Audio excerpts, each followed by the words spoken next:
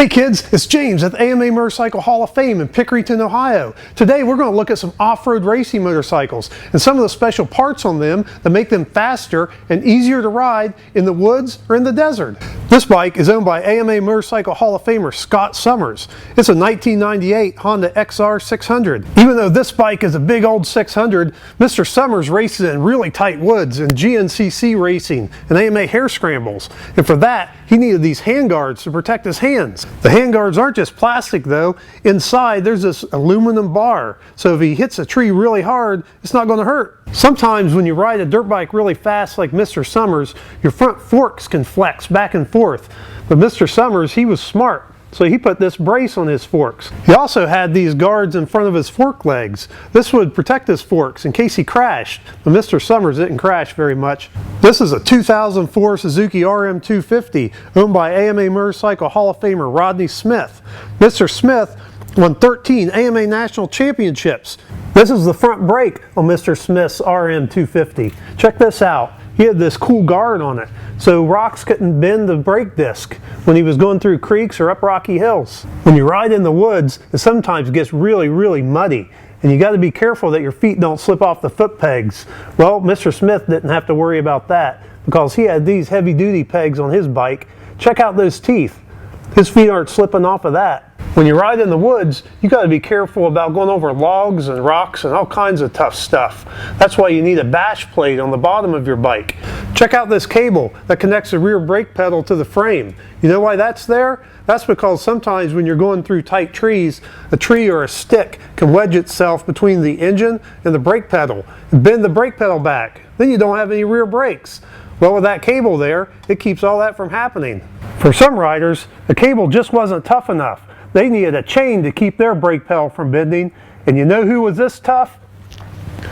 This guy, Bill Baird. AMA Motorcycle Hall of Famer Bill Baird is one of off-road racing's greatest champions. He won the AMA Grand National Enduro Championship from 1962 through 1968.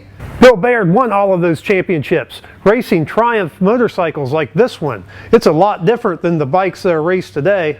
Look at this on the handlebars. This is called a roll chart holder, and in there we can see the actual roll chart. The numbers you see, those are mileage and timing marks, and he would follow that to navigate his way through the woods. If he did something wrong, he would get lost, and when he got lost, he wouldn't win. But Bill Baird hardly ever got lost, and he won a lot. You don't see license plates on a lot of dirt bikes today, but back in Bill Baird's time, you had to have a license plate on your dirt bike. If you're racing an enduro, that is, because you'd have to take the road to get from one trail section to the other. Some enduros are still run like that today, and those bikes have to have license plates and be street legal. This is probably the most highly modified off-road race bike in the museum here. It's a KTM 660, owned by AMA Motorcycle Hall of Famer Scott Harden. Check out Mr. Harden's roll chart. There's all kinds of crazy stuff going on here. Isn't that something? He had to be really smart to follow all that, plus ride super fast in the desert. Look at this, tucked in under the handlebars. You see that there? You see that bronze colored device with the little dials on top? That's called a steering stabilizer. So what that's for is when you're going really fast and you hit a bump, your front end can start wobbling. And if your front end starts wobbling, you might crash. But this device right here, this keeps your front end stable. That way you don't crash. And you can keep going fast like Mr. Harden did. You know how most dirt bikes have a gas tank up here in the front? Well, Mr. Harden would ride so long and so fast that he needed another gas tank here in the back. That way he wouldn't run out in the desert and get stranded. You definitely don't want to get stranded in the desert. There are a lot of great off-road race bikes in the Hall of Fame, like this Rokon owned by Ron Bishop. The super fast and really tough KX500 raced by Danny Hamill. Or this Husqvarna 390 owned by a guy who was so fast they named him King Richard. And then we even have this bike in the AMA Motorcycle Hall of Fame. It's a 1970 Husqvarna 400 Cross, and it's one of the most famous off-road motorcycles of all time. It was ridden by Hall of Fame legend Malcolm Smith. And if you want to find out why this bike is so famous, come down to the AMA Motorcycle Hall of Fame. You can learn all about it. We're here in Pickerington, Ohio, and we'd love to have you visit.